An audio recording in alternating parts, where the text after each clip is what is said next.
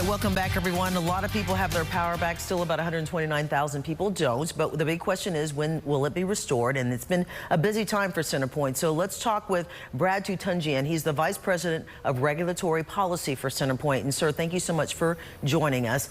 Big question. A lot more people do have their power. But what is the timeline now for those who do not have power from your vantage point? So what we're looking at right now is about 98% of our customers restored by the end of Wednesday. And then what we'll be addressing is a lot of the one or two customers that are out through those nested outages that we referred to. So again, a large portion should be restored by the end of Wednesday. And then those that have damaged weather heads or individual customers that are still without power, we'll be trying to address, or we will be addressing the rest of the week, hopefully to get everybody who is able to receive power by the end of Friday. Now, it has been about a week, a little over a week since, of course, we dealt with this storm. What has been the biggest problem that CenterPoint has been facing to try to restore power to all of its customers at this point? So every storm is unique, and with this observation of Hurricane Beryl, this is a hurricane tree hurricane. So there's a lot of tree damage on our power lines. These are trees that are on private property, I believe, because of the historical weather that we've had regarding the drought previously, the really cold weather, and now a lot of the rain, and the ground is completely saturated. We're seeing complete trees that are outside of our easements being uprooted and falling on our power lines. We've already removed over 23,000 trees from our power line, and we're still doing that as we're doing the restoration effort, even this late into the effort.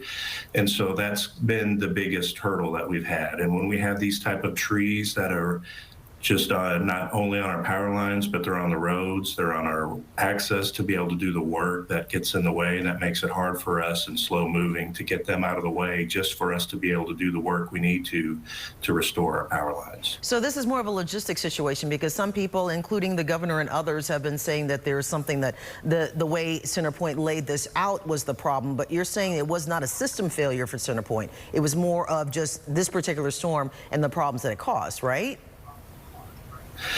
Yeah, that is correct. You know, I can confirm and say in full confidence that we were fully prepared.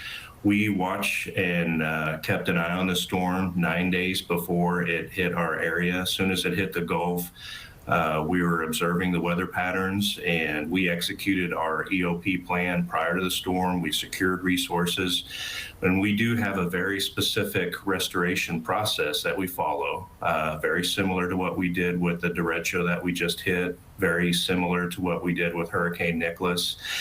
And I think the numbers show us that the restoration effort was quick in the sense when you look at Hurricane Nicholas in 2021, there was about 700,000 customers without power, and it took us 5 days to restore. We were able to do that here. 750,000 customers restored in 24 hours. So what is the response from CenterPoint at this point when it comes to the governor making his announcements about possible investigations, things of that nature, and requiring CenterPoint to turn over its plan and procedures for the future and what it did during this storm? What is CenterPoint giving a comment on that at this point?